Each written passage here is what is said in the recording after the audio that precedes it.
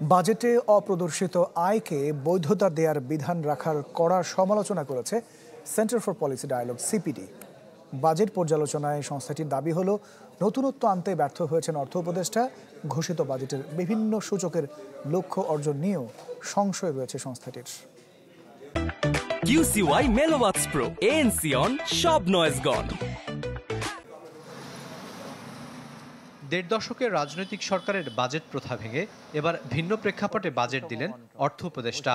জুলাই অভ্যুত্থানের মাধ্যমে আসা এই সরকারের কাছে তাই সাধারণ মানুষের প্রত্যাশাও ছিল আলাদা, কিন্তু কিছু কিছু ক্ষেত্রে নেয়া প্রশ্নবিদ্ধ উদ্যোগ সমালোচনার খোরাক জুগিয়েছে নানা মহলে, যেমন কর দিয়ে অবৈধ অর্থ বৈধ করার সুযোগ।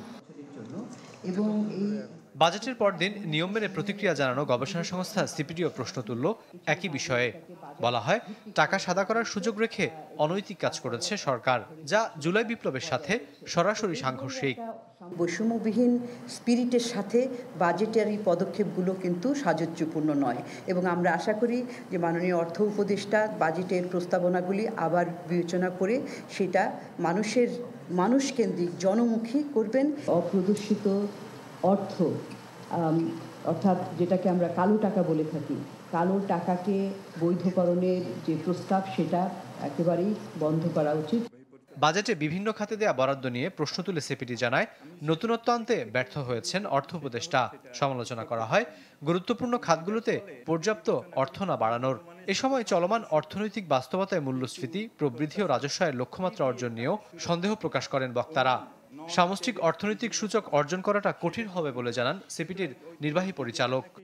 বাজেটের সামগ্রিক যদি বিবেচনা করি তাহলে অনুমানের সাথে সামঞ্জস্যপূর্ণ, কিন্তু প্রত্যাশার সাথে কিছুটা হতাশাজনকও বটে। যারা নাকি বেকার আছেন বা যারা নাকি প্রশিক্ষণে শিক্ষায় কর্মজগতে নেই, তাদের জন্য যে সুনির্দিষ্ট লক্ষ্য নির্দিষ্ট যে কর্মসূচি, সেটা কিন্তু আমরা দেখিনি। সামগ্রিকভাবে যে এই যে অর্থনৈতিক চ্যালেঞ্জগুলো রয়েছে বিভিন্ন খাতে, এবং এই চ্যালেঞ্জগুলি কিন্তু অনেক হোলিস্টিক্যালি দেখার প্রয়োজন হয়ে রয়েছে। শুধুমাত্র খণ্ডিতভাবে বিভিন্ন জায়গায় বরাদ্দ বাড়িয়ে বা কমিয়ে না, সামগ্রিক যে উদ্দেশ্যটা দেওয়া হয়েছে বাজেটের মূল উদ্দেশ্য, সেটার সাথে সামঞ্জস্যপূর্ণ সেটা নয়। তবে সীমিত সম্পদের মধ্যেও প্রশংসা করা হয় জ্বালানি সরবরাহ বাড়াতে বাড়তি বরাদ্দ দেয়ার। 25,000 টাকা সেটা যদি বাড়ে 7% মতো। রাকিব আল জাবেদ, চ্যানেল 24, ঢাকা।